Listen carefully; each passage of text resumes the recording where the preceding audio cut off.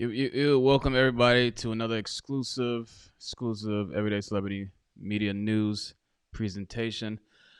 I'm your host, Jordan Owandi, the host of the number one podcast, Everyday Celebrity Podcast, CEO of Everyday Celebrity Media Company. And today we have a special exclusive interview with an up-and-coming rising artist all the way in London, UK.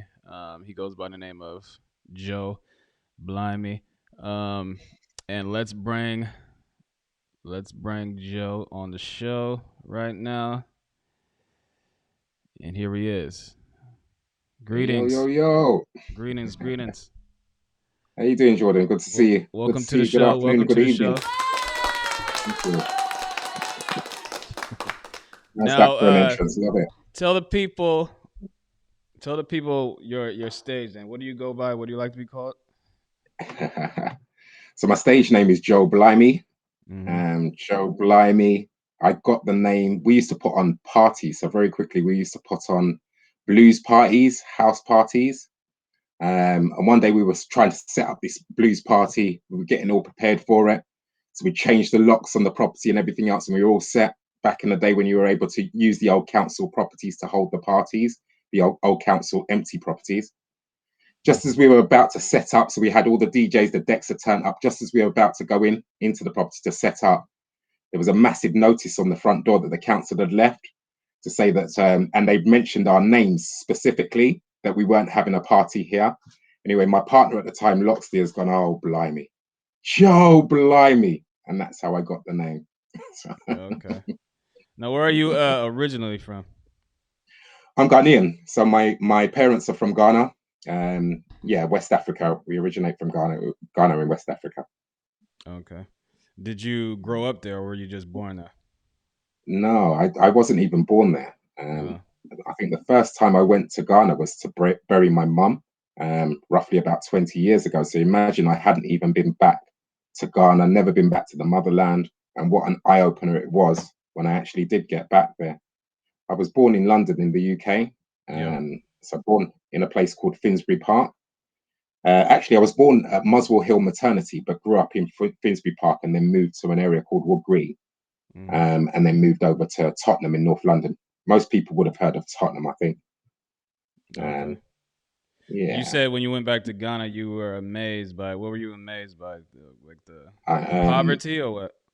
No, you know what? Look, in every country or every area that you go to, you're going to find your poverty, you're going to find your rich and your poor. So you've got affluent areas within Ghana and you've got the poor areas within Ghana, just the same as you have in America, in the UK, in any other country. But what you'll tend to find is what they will highlight is all the bad things that go on in Africa. They won't say that you can live in a mansion, or the first place I sat in a Mercedes was in Ghana. If I want to eat steak, I can eat steak. If I want to go to the cinema, I can. If I want to go swimming, anything that I do here, I can do over there. So please don't believe the rest of it. Oh, I already know that because I mean, I know that you can go to Ghana and buy a fucking mansion for like $100,000. Thank you. You can also buy one for 3.5 million, depending on the area that you go to and whatever else. You know, it's you've got, like I said, you've got your affluent areas and you've got your areas that are more affordable. You know, it's no different. Have you ever thought about moving to Ghana? It's that's on the forefront of my mind every single day. So I was actually supposed to move back roughly around, I think it was 2005. What I did, I invested in property. I've got a little property portfolio. I remortgaged a property in order for me to go back and build in Ghana. When I actually had the money, I had an opportunity to invest in a restaurant. And that's what I did. I invested in the restaurant, hoping to make more money from the restaurant and then go back to reinvest in Ghana. One of the most important things I'm going to say to you now is that you have to know the people that you go into business with and understand the business. And that's all I'll say about that. What kind of restaurant would it be? So it's an Afro-Caribbean restaurant. It was a la carte presentation. What can I say? So my idea was to do a friends and family So do mini meals for friends and family. So everybody gets to eat. As far as I was concerned, it can work. It did work. I actually set up a second restaurant just to show that it could work. So all we concentrated on was takeaways and deliveries, and to show that you can do affordable meals and everyone can eat, and still make a profit and still be able to maintain. So you just something happened with between you and like a business partner where you can't do it anymore. Or what? You know what? That was quite a while ago, I would say. If you don't necessarily, if you're not singing from the same hymn sheet, then problems can arise. And as I said, you have to know the people that you go into business with, and you have to understand your business. I'm Mm. more of an entrepreneur, a businessman. I didn't necessarily know the business. What I did know was, if you invest in something, and put your heart and soul into it, hopefully you're going to get a return from it. Mm. For me, it was just working out the maths. The maths made sense. Once the maths make sense, then it's a viable business for me. I Okay. enjoyed it as well. I enjoyed it. I loved the so we had a drinks license as well, so it's more of the entertainment factor and things like that. So people were coming in. It was more wine bar type restaurant. So Mm. fantastic. It was a brilliant experience, is what I would say. Yeah. Okay. So so is food and cooking like one of your passions besides music? Can you believe that my mum was the head chef at one of our local hospitals, the Whittington Hospital? So she met quite a few celebrities through being the head chef. I'd say I'd have a passion for eating food, but not necessarily for making food. Okay. Okay, that's good. So your parents, you said your mom was a head chef. What was your father? So my father, imagine my father was a qualified barrister. Mm. He came over to the UK and to further his studies, to get his final exams or whatever else. And just purely because of his accent, he said that he struggled to get work. So in the end, he set up his own businesses and whatever else. So he had quite an established cleaning company, Mm. that did really well. That he eventually sold and then went back to repatriate back to Ghana and retired back in Ghana. The unfortunate thing is that my dad was my hero. My dad was awesome. 87 years of age Mm. before, unfortunately, yeah, he had to, Do say you bye. But he lived a charmed life. 50 children, 50 grandchildren. damn. I've forgotten how many. Yeah, yeah. Oh, my dad. If you saw this little guy, you know, but Is that yeah, where yeah. you think you get your entrepreneurship from your father? Most definitely, most definitely, most definitely. Just in terms of his intelligence, they come from an area called Latte, in the mountains of Ghana, and it's where all the scholars come from. So all of the for some reason you get highly intelligent people over there. All of the best colleges are in the area that they're from, and whatever else. So they went to good schools. They speak perfect English, and educated to a very high standard. And Mm. yeah, that was You my old said your man. father had 50 children. I'm assuming My they father had 50 grandchildren. So I always have 50. to remember, I think it was something like 17 children, Uh, 50 grandchildren, and great grandchildren as well. He left an awesome legacy, for were such a all little all of you guy. guys have the same father and mother? Right. So five of us have the same mother and father, and my dad was married before. So there's an older lot to me. Yeah, we've got some olders. Okay, Yeah, but okay. it's all good fun. It was all good fun meeting them as well and seeing the similarities in characters and things like that. Which is So you strange. grew up in the UK, correct?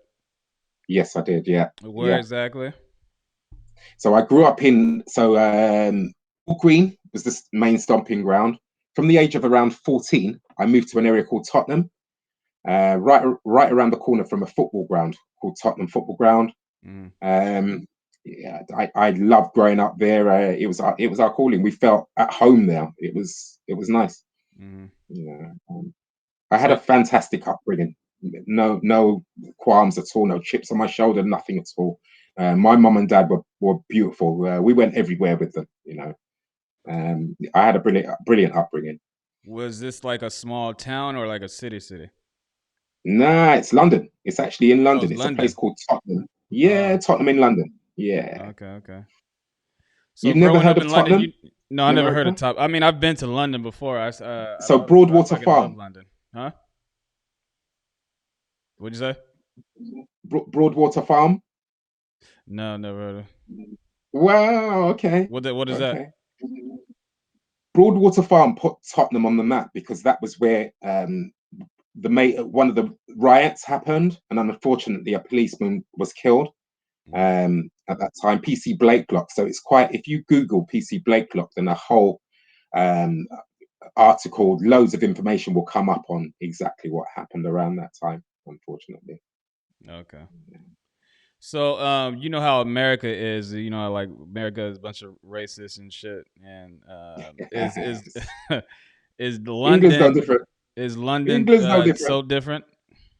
England's no different at all. You're going to find racism wherever you go in this world, aren't you? You know, and unfortunately, we as the black people are the ones that are oppressed. You know, no matter where you go throughout the world, we're looked down on. You know, you name apart from Africa, you name a country where you can go around the world where you think that you're going to get respect. You know, and I I mean, can't think of one. I've been around basically around the world. I've been to many places, and I feel when I travel overseas, I get way more Yeah, respect and as a black man than I do in fucking America. Like I, when I went to when I went to Singapore, when I went to Dubai, when I went to Brazil and Chile, all do you around find that South they almost America. worship you? They almost worship you, is Yeah, what they I do. found. Yeah. But Yeah, when you're there. I You think know? it's more like they worship me. I think it's more like a sexual thing, more sexual attraction. The women, they're the men are more. They're just fantasized about. They want to be friends with you because you're exotic. You're like You're a black guy. You're American. You're Different. cool. So it's more like Yeah. envy instead of Yeah. real love. You know what I'm saying? Incredible, incredible. I found when I was in Cyprus, and what happened was they were on their spring break and or their half term, and there Mm-hmm. was a lot of Iranians that came over, and the Iranians seemed in awe. And I don't know whether it was their history or whatever else, but yeah, they wanted to touch my head, and everything. You know, is Yeah. that was a strange experience. You know, Mm-hmm. and the children as well. You know, they want to touch the children and can't believe it. You know, yeah, strange, strange, strange. So I had a question. I mean, this current story that's in the news about Oprah when she interviewed Meghan Markle. Now, you live in London. See. Do people really give a fuck about the royal family out there? Um, yeah, you do. They do. They do. So I'm going to say, even myself, I had a lot of respect for the royal family. I love Diana. You know, people will tell you that. Yeah, I did. Um, in terms of the royal family, I think we're conflicted. You know, all of the different stories that you're hearing.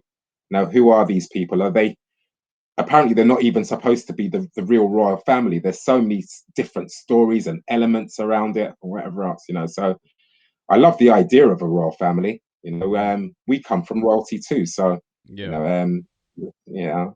I just think it's weird What did that I? in 2021 people are still walking around calling people king and queen, like or Prince Harry. Can Motherfucker, you? you ain't no prince. You're just a white boy in the palace. But the thing is that you get that he's inherited the title. You're not going to throw it away. You know, you got the. You know, it's true. You know, you look around the world and they're there. The Ashanti king. He shouldn't be a king. You know, he's the king of the Ashantis. You know, he's one of the most respected people within the West African state. You know, he shouldn't be the king. Of course he will. You tell the people Yeah. that. Mm. You know, So you do you think the when Meghan Markle said the royal family is kind of racist? Do you believe her? it is racist. They have got overt racism within the royal family. Of course they have. You Mm. know, it's historic. It's historic, hereditary. It's old school. Unfortunately, you know, in terms of how far we've come, you've got to believe that we're only 40, 50 years in from, you know, from mayhem. You know, so Yeah. um, yeah, it's still very young. And the problem is they don't want to accept it. If they're not going to accept it, then you know, how can you cure a problem that they won't readily admit that there is one? Yeah. You know, the Queen came out. She came out. She said, "No, there's no problem with racism. Well, there's something that's happened." Yeah, no one believes. Bitch, you're like 100 years old. You're racist. I mean, you lived through all that Yeah. racist shit in the '60s and all that. You telling me that you never said the word nigga or something? I don't believe that Thank shit. you. Nothing brushed off. Nothing. Nothing Yeah, phased you exactly, or what. Please. exactly. Yeah. All right. Well, Please. anyway, so when did you your music career? When did you start dabbling into music? So I've been doing music for over 35 years, Mm-hmm. and I started off by putting on parties. So one of the first, so Fat Man High Power was one of the first sounds that we had. Fat Man was an old reggae sound. If you Google Fat Man, Coxsone High Power, Fat Man Coxsone and Saxon, those were the main sounds back in the 70s, 80s. I started following them around about the 80s. Yeah. Then I got into doing my own parties. Um, I did parties with a gentleman called the Rebel MC or Conga Natty So was these one of the are these first are parties like that was done. these are like groups of people who throw parties. Yeah, Okay. so Conga Natty, if you Google Conga Natty, it's one of the biggest jungle DJs, jungle stage, jungle MC or jungle DJ. Mm-hmm. Um, yeah. So he was one of the first that I did parties with. Um, we've done parties, like I said, for over 30 years. That's my calling. I love putting on a party. I love making people smile, getting people together. I Yep. love the promotional aspect of creating a party. So that's what I used to do initially. I'm an MC. I'd hold the mic. I love to be the center of attention on the mic or whatever else. Every so often you get a little stage fright. I love that. Overcoming that stage fright. Mm-hmm. Host. That's me. Host the night or whatever else. Give me the mic. Let the DJs do their thing. Every so often I'll come up to the step, grab the mic, hype up the crowd. Go back inside the crowd. Let the DJ do his thing. Mm-hmm. That's the background that we've come from. What I realized last year was that I've put out individual singles every so often, maybe two at a time. I'd never had a body of work, never had an album. So imagine I've been in this industry for so long and I've never had an album. And all Mm-hmm. of a sudden it struck, you know what? I've got to leave a legacy. I've got to complete an album. So it's not like I haven't done tracks. I've done tracks, put tracks out before or whatever else. I've done okay or whatever else. But now I wanted to be serious about putting out an album, and that's exactly what I've done. Yeah. I think before I blinked, I had 10 tracks in, and they're all 10 solid, superb, powerhouse, well-produced tracks. I'm so proud to be able to say, you know what, that's my music here, play that, because I know the music's good. I know the music's good. So what if Yeah. someone asks you what genre of music does your music fall into, what would you say? So if I said that I'm from a hip hop background, I love my hip hop. I'm old school hip hop, old school hardcore hip hop from back in the day. I'll reel off all of those names. I mean, I'm Cool Keith and them man, they're magnetic MCs is where I come from. That Mm-hmm. that school, that hard knock school. Freddie Fox, them man there. So it's hip hop, but because we put on parties, I like R&B, I like garage, you name it. And as far as we're concerned, what we said, my rap partner Don Skills, what we said was, you know what, we'll rap to any particular type of track. So you Mm-hmm. give me any beat, and we'll go with that, and that's as it is. Now it Okay. just so happened that the artist that I invested in was a reggae artist. That's what he done. I liked his aspect, but I want he does more bashment. So I want the harder element or whatever else. So yes, we've done this track for the ladies, but the stuff that's coming up is more um, it's more jamming. It's gonna get you moving. It's more aggressive. It's more, this one was a little bit laid back, a little bit sweet. No, the next stuff is gonna be raw, rugged and raw. And that's how we're Okay. coming. Who are some of your reggae influences? Oh, reggae influences. There's too many. Bob Marley. So Bob Marley is the greatest. Of course. Love Beanie Man, Buju, all the Sting. I watch Sting over and over again. Um, Buju, what's his name? Vibes Cartel. I remember when Vibes Cartel, his mixtape first came out. I knew the words to that mixtape over and over. He was fresh. He was new. He was aggressive, just the way that I want to hear my lyrics delivered. Yeah, that was him. It's a Mm-hmm. shame what happened or whatever else. I know the man that if it's of some, but yeah, what should you say? Oh, it's not even funny because we're talking about life, aren't we? And if you take a life, then there's got to be some form of repercussion. Yeah, yeah. Do you think there is a big difference between like dance hall and soca? And of course there is. I see. So I have soca for me was more sweeter. It was sweeter, is how I found it. Dance hall, yes, it was, but had that aggressive element to it.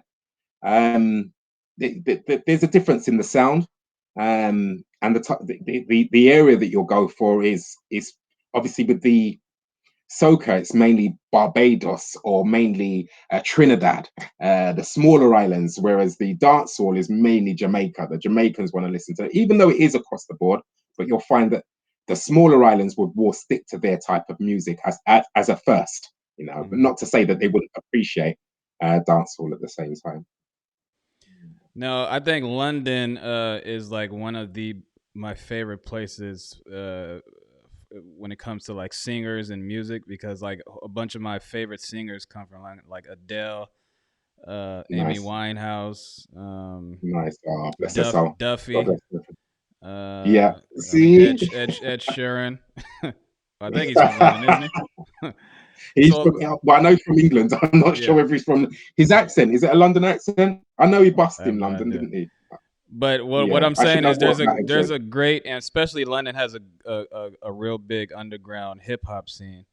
So Yeah, I think the music culture in London is one of my favorites. And then when I was out there visiting, I went to this little pub. I mean, it wasn't a, it was like a bar, but it had an underground. You walk down these stairs, and then there was people nice, performing and shit. And nice. is that kind of like the culture in London? Like music is like real big and like independent artists and shit like that. Yeah, yeah, oh yeah, oh yeah. It's all about the independent artists at the moment. Independent artists, I should say. Um, everyone's a little bit. Anyone that is into music, a little bit fed up with the major labels in terms of the percentages, in terms of the contracts that they offer. Fed up with Spotify. I understand the reasons why, but it's because of the money they spend on advertising. So that's why the percentages that they offer the artist are so low. Mm, But that's not the point. It needs to be cleaned up. This is ridiculous. I'll tell you what I am definitely doing, and I've seen two artists do. Um, I'm reverting back to record, to vinyl. So fingers crossed on my next release. The only thing is the upfront costs are a lot more. But I want to revert back to vinyl and snatch that back, snatch our industry back. mm, Let's take control of our industry. There's mm, enough media outlets now in order for us to be able to market our material to a point where yeah, we'll get a good return on it. mm. Um, and you have to have belief and faith in your own product as well. So have you ever performed anywhere? Oh yeah, I can you believe I performed at the Sony PlayStation Awards? So the Sony PlayStation used to have some award ceremony. So that was the first place that I ever performed at, was the Yeah. Sony PlayStation Skateboarding Awards, I think it was. Fantastic experience. Was that your Um, first I, performance? that was my very first performance, yeah. And I remember there was a fella, he was in this program called Grange Hill. So we had this TV program that was about school kids. I think the fella's name was Benny. His name was Benny in Grange Hill. I don't know what his real name was, but I remember seeing this guy from Grange Hill in the crowd and cheering me on. And I'm thinking, whoa, I've made it. I'm there. I've arrived. I've got Benny cheering me on. Experience, experience Mm. and a half. Were you nervous? No, I wasn't. I was looking forward to it. I was looking forward to it. The only time I get nervous is when I'm I'm hosting. Every so often, I can feel it in my stomach. But in terms of a show, now I'm there, prepared, I'm zoned, ready. Yeah. Come on, this is it. Yeah. Was that your biggest concert as far as audience? That PlayStation concert? Um, I, yeah, but yes, it was. Yeah, I would say so. I would say so. Yeah. Do you prefer We've to done do quite. like big places or like little small like venues where it's more intimate, where the fans are like up close and personal? I love the intimacy. I love the intimate venues, but I want the big stage. I want the 50,000. I want the 50,000. I want to see. people heads going back. I want Yeah. that. I want that. I want to talk on that mic and hear it echoing over there. Mm-hmm. Okay. Yeah. Okay. Yeah. What is like one of the biggest? You used to say you've been doing music for a couple of decades, right? So what are like some of the struggles to you as an independent artist trying to make it in this Um, business? it's being committed, so consistent and committed. Mm. Struggles. Every so often you get a writer's block. I don't necessarily see a struggle in making music. There was a period of time that I struggled to get the right type of music that I wanted, so that I felt that music and wanted to perform on it, wanted to make a record with it.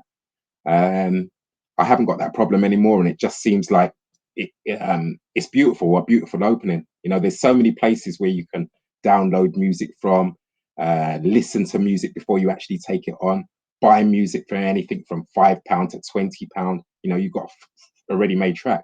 That's there ready for you. You've got all the WAVs in order to do whatever adjustments that you wanted to do with the track. There's so much music out there that it's never a hindrance for me now. And But what are some of the best things about being in this industry? Do you think? oh, any artist will tell you it's that product. Once you've recorded something and you know that it's beautiful, it's a beautiful sound, and you can't wait for people to hear it. You want to share that product. That's one of the greatest feelings for me in the world. Mm. Amazing. Have you ever made a song and then put it out and be like, I should never put this shit out? Yeah, yeah.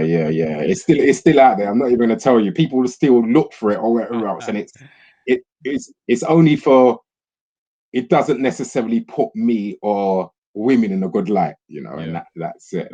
So I was young then when I did the song or whatever else, Mm. it's part of the history, isn't it? So I'm not going to remove it. I've left it there. I did ask for it to be removed at one stage, and I thought, it doesn't matter. Just let it. It's fine. It's, Mm. it's part of me, Do you part of have growing one? up. Do you have a certain song that you're like most proud of? Um, I'm proud of all of my music. To be fair, I'm proud of every track that I've done. I'm proud of, because that creative process in order to have a finished product, in order to have a song that you think and other people think is good, it's not no easy task. No matter what anybody says, it's there's a thought process into creating good music. There is, you know. And for me, I think a lot of it is spiritual as well. It's really strange. It just, yeah, all the elements in place to make it, yeah, Yeah. beautiful. It comes from a spiritual what is place. your step by step process of making a song? Like, do you just write randomly and then just say, "Oh, I should make this into a song," or do you like hear a beat I've got first to write. and then write it to a beat, or do you get an idea? So I've done that. All different elements. I've done it. I've got a beat, and I've wrote to the beat.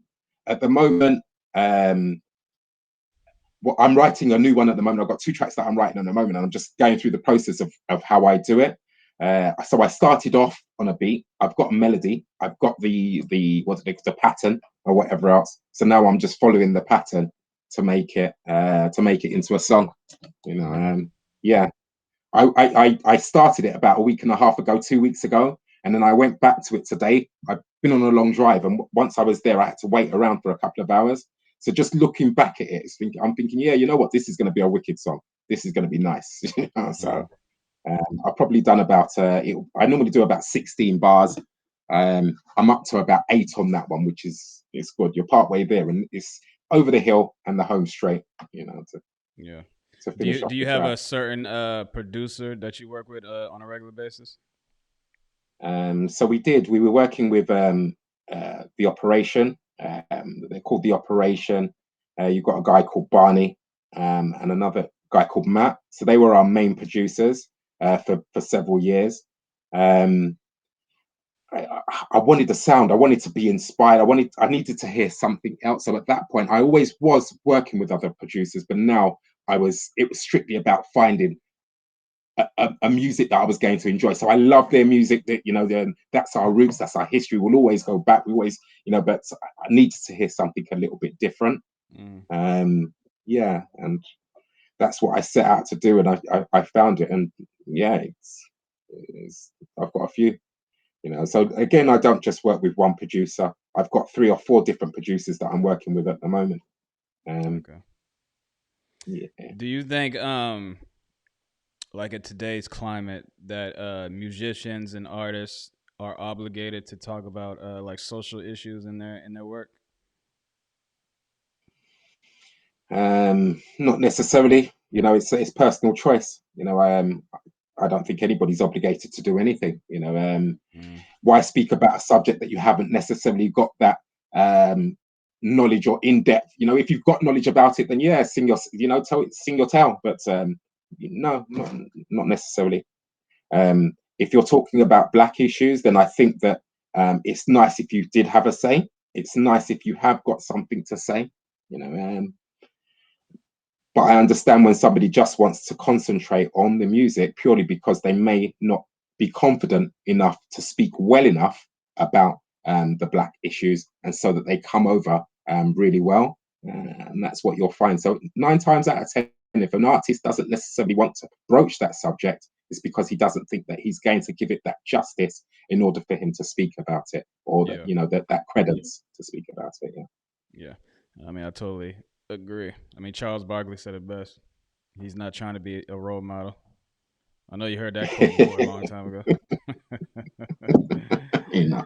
Oh, So, what great. are you working on now? Like, you have an album coming out, or is it already So out? at the moment, we've got the album. We've got an album's worth of material.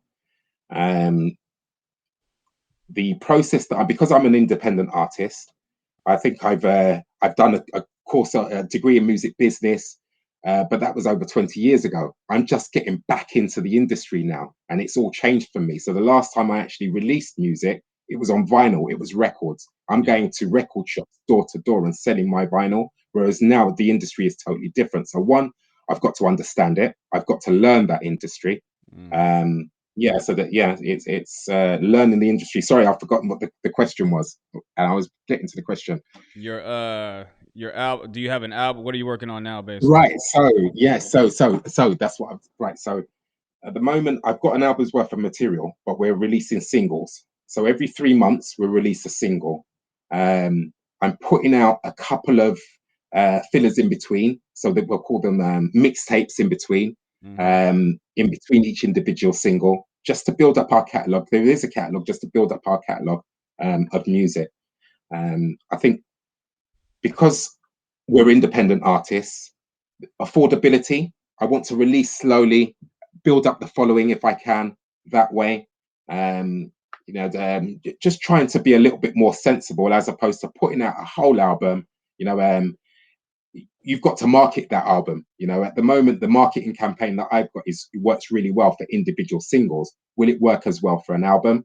I'm not sure at this stage. So I've got to continue with the process that I'm doing at the minute by releasing a single every 3 months, just to build up the following, as I said, and to get that interest into the product. And hopefully, they'll still be with us when we complete the journey to release the album. You know. Do you have a release Um, date for the album? so not necessarily. I wouldn't like it. So at the moment, I would say I'm going to release at least 3 singles in this year. So every 3 months to release a single. If I'm honest, I would say if we didn't release the album in September, then we would hold it back until the new year. And it all depends on the traction that we get from releasing the singles, the feedback that we get from releasing the singles. At the moment, I've got no qualms. The singles are doing really well. I've managed to get them onto Spotify playlists. I think that's really important. Mm. The people, the DJs are enjoying them. DJs across the water, they're loving them. So that's all I can hope for. Mm. Um, yeah, yeah. So you were featured on a song with King. What's his name? King Cairo. King King Garo. So Garo. that's the King Garo called "Good Girl." Can you explain how this ended up happening? How did you guys end up working together? The collaboration came about, right? So, um, I knew that I wanted to invest in an artist. The idea was to invest um, in a Ghanaian artist. I wanted to invest in a Ghanaian artist, and then it was almost like my journey home. It was almost like, okay, well, this is the way that if you've got an investment there, then you're almost, there's others, but this is a major investment that will bring you home, will bring you back home, and you're paying your dues back to back to your motherland. That was the idea. Mm-hmm. I met through my nephew and knew about Kingara. So he was the Vodafone runners up. My nephew was friends with him and asked me to listen to his tape. So I listened to the music. Um, I had it on out loud, and my missus was dancing around to it. So one of the sisters dancing around to it. She really enjoyed it. She said, "Oh, who's this?" All right, some artist that I'm looking at the moment, or whatever else. And yeah, she really likes it. She can't really stand my music 90% of the time. So when she said she likes it, I was like, okay, all right. So I've gone back to him and just said, look, how do you feel about me investing in you? I like the track that you've done. He's got a body of work, so I've listened to the body of work that he's done. I like the main track that he brought over to me. There was a story behind the song. I think he hadn't been treating his girlfriend well or whatever else, and she's gone off. And now he's thinking of ways of how he can get her back. It was his first love. It was the one that he was really into, and all sorts of things. So me looking at the track, that's how the track was, and I thought, well, maybe we could give a response to that track. You've got somebody a little bit more, an older uncle, your mentor, or whatever else. He's going to come and give you a little bit of advice of how best to deal with women. Not to say that I'm any form of expert, but you know what? It's worked for me, so it's worked for me. Try it. You never Yeah. know. You never Yeah. know. So yeah, Okay. Okay. that's how that track came about. All right. Um, Nice. So is he in Ghana or is he in the UK? He's based in Ghana. So imagine he's based in Ghana. We haven't even met. I haven't even had a chance to meet with him yet. Everything's Mm, been done via, that's the beauty of the modern world, has been done via the internet and everything else. So mm-hmm. we've had too many FaceTime calls. We just in terms of building up the relationship, I know his mom and all sorts of things where we haven't even met. So imagine when I actually meet with him now, that experience is going to be, so, that's Yeah. another edge. All Yeah, right. so yeah, he's like a son to me. I treat him like a son. He will come for advice and whatever else.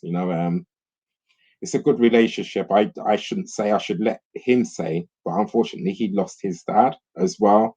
Not too long before I came along or whatever else, and it was almost spiritual for him as well. Where you've got this person that's giving advice. He says sometimes when I speak, it reminds him of his father speaking to him and giving him advice and things like that.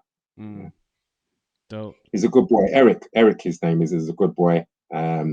He's teacher trained, believe it or not. So he's a school teacher. He doesn't like giving away too much or whatever else. He's just finished his studies. Uh-huh. I think he's got to do his national service as well. In Ghana, they do 2-year national service. Um, but yeah, he's qualified. He's got his degree in teaching. I think he's going for his masters now. So Okay. good boy. All right. Well, like I said, we're going to get into that video later after this interview. I've heard it. I saw it. It's a fucking amazing video. It's an amazing song. You Thank guys did you. well. Thank you. So tell the people where they can find you, where they can find your music, and just promote whatever you want to promote. So this Oh, is I your love it. your Thank you time. very much, sir. So what have we got at the moment? So you've got the first three releases off of the Heart and the Trumpet album. I'm going to say Pour a Drink. It's not the Pour a Drink album. One of the tracks is called Pour a Drink. So strictly rap. That's what we do. Mm, Another track is called Lyrical Explosion, another rap track. And then the Afro Ghanaian infused track is called Good Girl. They're all on Spotify at the moment. Um, what can you do? You can subscribe to our YouTube page as well, which is called the RS Records Joe Blimey YouTube page. The video is uploaded to the YouTube page. Again, have a little troll through. You're going to see a lot more music being uploaded onto the platform. As I said, we've got an album's worth of material, and there's more videos to come, more visuals. You've got my Instagram page. I think he's actually got my Instagram at Joe_Obeng. Excellent. That's me there. That zero, the O is an actual zero, BENG. So it's at JOE_0 BENG. There's loads of stuff on my Instagram page. You'll get links from my Instagram. But the YouTube is the thing that's going to grow. You guys will find me. My name's Joe Blimey. It's a unique name. So you'll find me. We're gonna raise ourselves up above that parapet. You'll see. Yeah. So So everybody go follow this man. Support his music. Very talented artist on the rise, and he's a prime example of it doesn't come overnight. You have to work. You have to work and work and work. A lot of people don't realize that when people are famous, what they did to become famous, all the work that they put in before that. You know what I'm saying? And you are a prime example of that, and that's why I wanted to talk to you. Plus, you were talented. So hopefully, next time I come to London, we can link up, get a beer. I love it. I look forward to it. I'm taking you out, my friend. You know what I mean? Once the lockdown is over, I'm taking you out. You say you want to go clubbing, I'll take you to the spot. You know what I mean? I'm definitely coming back to London for real. Because when I was there, only there for I think 4 days, and it rained all 4 days. Oh, you're joking! You didn't really get to experience it with the rain. Oh, I was in this neighborhood called I think it was called Soho. You know, he was in Soho. He was right in the. He was the heart of the city. What are you doing over here? It's expensive to stay there. You need to come to the. I was a tourist, so you know what tourists go to the tourist areas. So. They hit you hard. Now you got to come and live where we live, and then we travel in. You know, and the travel is a good travel. You know, next time I would definitely talk to you. Hook me up. I'm looking forward to it. I'll be upset if you come here and you don't look out for me. You know, I'll be upset. You'll know before I even book the ticket. Happy days. Yeah, that's what I'm talking about. Wicked. All right. Well, Joe Blimey. Thank you for. You're the man. You're the man. You know, look at this network. This network is heavy. Oh my goodness. Look at this. Superb. Yeah, superb. Yeah, you got to feel proud about this. Awesome. Keep doing your thing. I see you. Keep doing your thing. I love it. Wicked. Appreciate it. Well, Joe Blimey, thank you for coming on Everyday Celebrity Media News. And we'll reach out. We'll reach out again. God bless you, my friend. God bless. Take care, Jordan. All right. Take care. Good luck. Bye. Cheers, Don. Well, everyone, that was the amazing Joe Blimey, and just like we promised, this is the world premiere of what's the dude's name? Joe Blimey and King Gyro. Good girl. Jill sit on the track.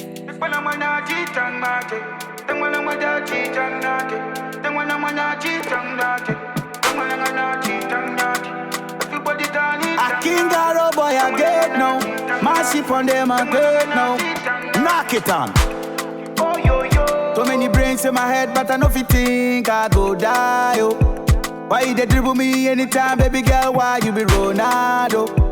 You don't dey fall for my head anytime, baby girl. You be tornado. They done they break your heart, make you come back. Me I go they love you anytime. Me I no go give up on your love. Make you just come back anytime. Make you just call me anytime. Make you just dey tolo me dodo. Make you know they tolo me dodo. Me I go they love you anytime. Me I no go give up on your love. Love is sweet, love is something. Get the thing, come for daddy. Make you know just the front thing. I want friend and mama come marry me bang bang say, bang bang say. Oba you wanna treat me see me di con conte. Malage, get it, get anything where you want, make you ask, make a pay. Malage, get it, get. I dey love you, girl, it no be to Carolina. You don't catch me like Corona, Carolina. You be the big fish, where I be the Jonah. They know fit treat you like me, come back to me, oh. Love you anytime, me I no go give up on your love. Make you just come back anytime. Make you just call me anytime. Make you just tolo me do. Make you know they tolo me do. Me I go to love you anytime. Me I no go give up on your love. Hey, King Garo, not sure what you did to make the good girl run. How you gonna make her come back into your life? I know you've got to work really hard now, son. When you find the right one, you've got to treat her like a gem. Treat her really, really special. Treat her like your best friend. Treat her like a queen. She's the best of all of them. She's the one that had your back. The one that always believed in you. Now you're left wondering what to do. Better pack up and pick up yourself. Time to soldier Jew. Blimey's on the march. Here to try to show you to wine and dine your honey. It's really cheap to do. How bad you want her back? What are you willing to go through? Hey, baby, shake your body. Beautiful, looking fine. Sending this one out to my wifey. Love you, baby, long time. Oh, yo, yo. Me, I go to love you anytime. Me, I no go give up on your love. Make you just come back anytime. Make you just call me anytime. Make you just tolo me do. Make you know they tolo me do. Me, I go to love you anytime. Me, I no go give up on your love. Make you just tolo me do. Make you know they tolo me do. A long time and I hide, long time and I hide. Good love is rare for fine. That's the reason why me love you with every bit of my heart. Girl, you have to set me world apart. Girl, anytime me look in your eyes, you put me in a fridge, you make me chill up. Girl, you is the reggae, me and the blues for you. Anytime you come, me they there for you. I ready me, I steady for you. Girl, me want you come back again now. I love you anytime. Me I no go give up on your love. Make you just come back anytime. Make you just call me anytime. Make you just tolo me do. Make you know they tolo me do. Me I go to love you anytime. Me I no go give up on your love. Ghana, UK. Gandaga style worldwide. Man, I know what's about them, I give them all out. Knock it on. Jail sit on the track.